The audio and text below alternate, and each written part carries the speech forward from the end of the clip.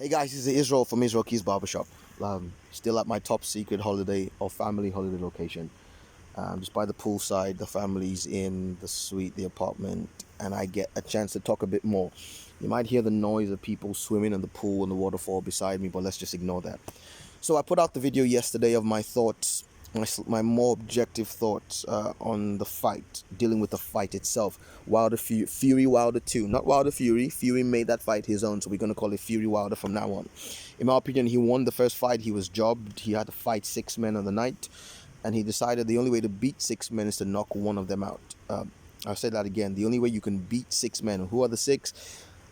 Wilder, the one in the ring with him, the three judges, the referee, and Al Heyman and PBC wrapped into one man. And so he said what he was going to do. I knew he could do it because that's the way you beat Wilder. And anyway, let me address something real quick about punching power in boxing. Again, like I said, I've never boxed professionally or amateurly. I have been around boxing pretty much my entire life. I have watched boxing, especially heavyweight boxing, my entire life. I watched every single major fight of the Lewis, Bruno, Holyfield, Tyson, Bo era. Those are the main guys in that era. I watched every single fight that included one of those five at the top end. By the time they got to world level, I watched each of their last, on average, 10 fights each, and especially the ones against each other. I was around people who broke boxing down as a science. I have sparred in the gym, only in the gym with the head guards on. I wasn't looking to get a broken nose. And so I know my boxing. So let's talk about punching power. Now, I've heard several people say a heavyweight has no power. There's three types of power in boxing. There's the speed flash power. That's the one Wilder has. That's why it's disorienting. It literally separates your brain from your body for a little while because of the shock factor. It's not so much how hard you were hit, it's the speed with which the force came. And usually you're down for about, you could actually even be out for a while. Well, actually, no, that one literally doesn't put you out per se. It just puts you out on your feet. So your eyes are still open, but you can't process information. After about 5 to 10 minutes, your brain recenters itself, your nervous system recenters itself, and you're fine. The second part is what I call blunt force trauma. And so most of the guys we call the heaviest punches in history had the first power, in that when it hits you for that moment, your legs don't listen to your body. You don't, your body's like, I'm not attached to what's going on. Wilder has that, and that's why he has the knockout power he has. Tyson had that. Now there's what I call blunt force trauma. That's the kind of power that people like what's his name now, George Foreman had. People like Anthony Joshua have. It's not as disorienting in the moment, but two or three of it puts you out. As in, this is like being hit on the head with a baseball bat. There will be a slightly more permanent, well, not permanent, slightly worse long-term effect if you have at least two of it. And if you look at guys like Foreman and AJ, they don't knock you out most of the time with just one punch. There are some times where they do because they were also fast, good athletes. But most of the time it was a 1-2, or it was 2 or 3 punches over the course of a round. Like when AJ knocked Vladimir Klitschko down in his fight. Those are clubbing shots. One of them won't take you out because they're not as fast. But 2 or 3 in a short space of time, and you're not getting up for longer. The third one, which is where most people don't understand how heavyweight boxing works, is the repeat. Now, people like Fury may not have the speed of a Wilder's punch, so it's not as flash knockdowny. It may not have the blunt force trauma of a Foreman or an AJ, but every heavyweight can punch. The fact that the punch doesn't make the threshold of what puts you down immediately doesn't make it any less dangerous. And those guys are worse when they decide to batter you. This is why. Because over 5, 6, 7 rounds, you don't get the mercy of going on your face and being stretched out and then reorienting like a Wilder. You don't get even the mercy of the 2 or 3 punches that really will hurt over the next few days or weeks like an AJ. But it's like being hit on the head with a 4x4. It's not a baseball bat. It won't put you out. It's like CTE. It's like playing American football. You get hit so many times that your brain starts to suffer. That's what happened to Wilder. Jay Diaz, just shut up. I don't want to hear it. Your man could have gotten damaged last night, 24 hours ago. Wilder right now could be facing career-ending injuries if Mark Breland hadn't had the mercy to pull him out. And I hate the excuses. You lost. A man told you what he was going to do. He exposed your lack of ring craft and ring generalship. He walked you down. See, when in heavyweight history, have you seen the champion, the bigger puncher, walked down from the opening round by a man who didn't have the same power as he did? Never. Go watch. Never. Ali didn't walk Liston down. Holyfield didn't walk Tyson down. He met him center ring. He was the aggressor, but he didn't walk. Zero respect, because he understood he was longer than you. Even when he wasn't jabbing, he had his hands out like this, top of his head.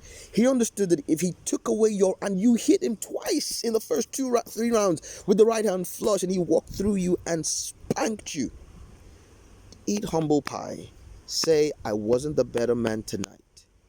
I need to go away and work on a few things and come back. Just cut with the excuses, the towel.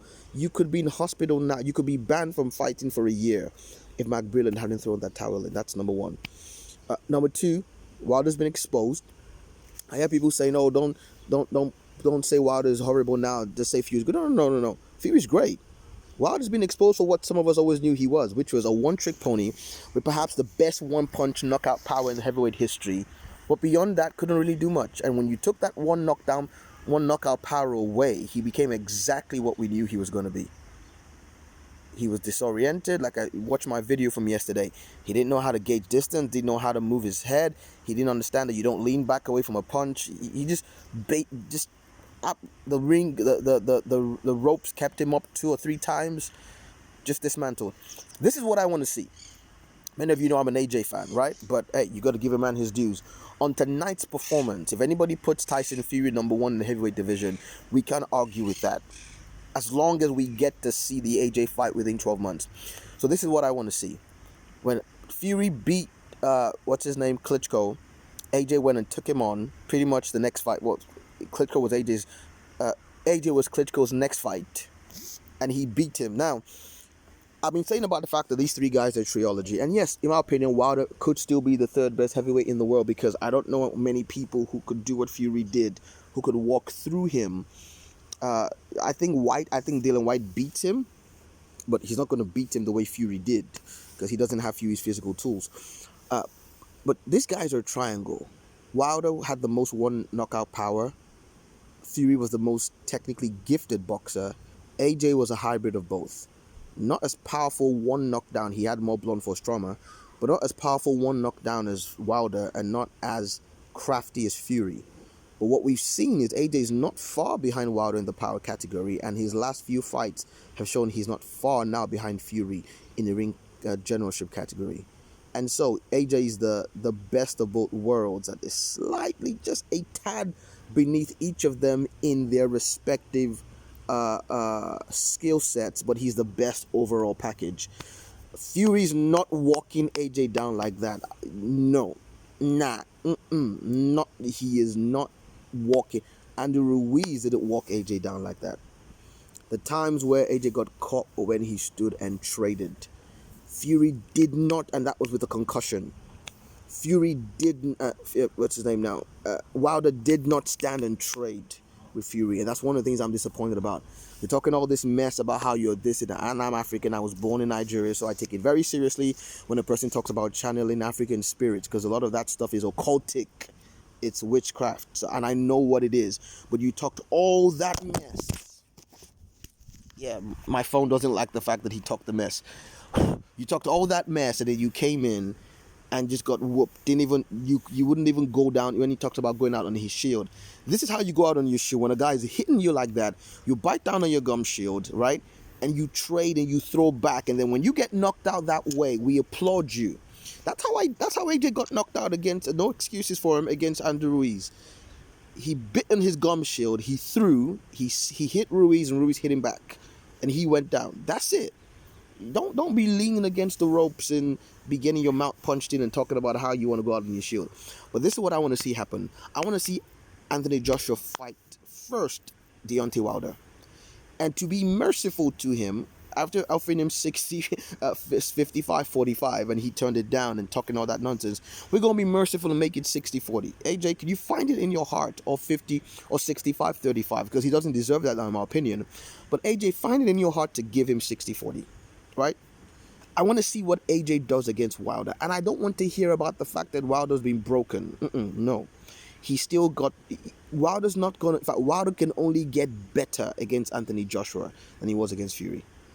If Joshua was in the ring with him this past fight, he would have put him out earlier. I'm not saying Joshua's a better fighter than Fury. We're going to see that soon and make up our minds. But Joshua's fighting style, if Joshua hit a Wilder with the punches Fury hit him with, he would be asleep today. To this day, to use his words, to this day, he would be asleep. I want to see Fury, I want to see Wilder against AJ, right? If what I think happens, and AJ, maybe not as great a ring generalship performance, but still sparks him out, and this time there's no towel, I think AJ knocks him out, or the referee steps in, then in a year from now, let that fight simmer. Let's have a 50-50 unification fight in Wembley or a stadium. I'll just think in the Maracana Stadium in Brazil. It's bigger than Wembley. Let's have the greatest gate attendance for a heavyweight fight in history. Let's have it somewhere where it's above 90,000 in Wembley. And then let's see. And in my opinion, whoever comes out of this era, the best heavyweight. So if AJ beats both Wilder and Fury twice each, because I'm sure there'll be a rematch for that, or say Fury beats both AJ and Wilder twice each, I think Wilder's out the running now, in my opinion, because Wilder ain't beating Fury twice from now. Even if he wins the third fight, we know Fury won the first two. So Wilder losing twice, in my opinion, the first one wasn't a draw, we all know, to Fury takes him out of that running, unless he really annihilates Fury in the rematch and then annihilates Joshua twice. Not going to happen, in my opinion. So I think it's now between AJ and Fury for who the best fighter of this generation is. I have my money on AJ. I stand to be corrected if I'm wrong. But whoever comes out, for instance, the Fury we saw against Wilder, if AJ beats him twice, you have to put AJ in the all-time great pantheon. If Fury does what he does to Wilder, a third time to Wilder, and then beats AJ twice, and say he knocks AJ out twice, or beats him on points once and knocks him out the second time, then you have to put Fury in the all-time pantheon. So in my opinion, this has been set up perfectly for one of these fighters, and maybe even two of them. You could have both AJ and Fury do this. Wilder's out, they reckon, in my opinion. But one or both of them has a chance, with great performances, to stake a claim to being one of the top 10 heavyweights of all time. Don't shout me down. All right? Just listen. Whoever is the undisputed best of this era, in my opinion, the only era of heavyweights that is on par with this one was the Lewis, Holyfield, Tyson, Bo, Bruno era, and the rest of them guys. I know the old timers, and I've watched all the reruns, the grainy footage, the black and white footage from the days of the ones we do have from the Joe Louis era. Same with basketball. There's never been an era like this, like the one that, well, if you count 5 years ago, Jordan's era wasn't this great. I'm not saying Jordan was not the greatest; it's debatable. But Jordan didn't have this. There was no LeBron and Wade and Kobe and Dirk and Duncan and KG and Pierce and Allen on the Celtics. And now we got guys like Lillard and Harden and Giannis and AD. I mean, there's never, in my opinion, the last 10 years to now of NBA basketball have been the golden age. I'm not saying the best came from this era, but the overall era as a whole has been the best. The Warriors and Curry and Clay and Draymond. and KD. It's the same. My opinion, the glut of heavyweights we have, and we've got guys like Dubois are still ascending. So this crop of heavyweights is, in my opinion, the second or third best of all time, and it could yet be the best as a crop. It doesn't mean the champion. Now those eras had the top two or three were all timers, but when you took into account the top 10, I think this is probably the second best of all time. And so whoever comes out of it unscathed or as undisputed, I don't think we're going to hold it against AJ because Ruiz wasn't one of those three. Bad night, underestimated him, had a concussion, handled him. And of course, the way AJ puts it beyond doubt is when he's handled his business with this three, is he comes back and he has a rubber match with Ruiz, and this time he takes him out. If AJ does that, if he comes back, if he beats Wilder maybe once or twice, beats Fury twice, and comes back and knocks Andrew Ruiz out, he's got to be top 10 all time. If Fury does that, knocks AJ out twice or knocks him out once and beats him twice, he's top 10 all time. All right, guys, I've got a third video to do to handle my opinion, some of the politics around. Yes, Lennox Lewis, I'm coming for you, and Al Heyman and PBC, I'm coming for you, but I'm going to go have some fun now. Take care. Bye-bye.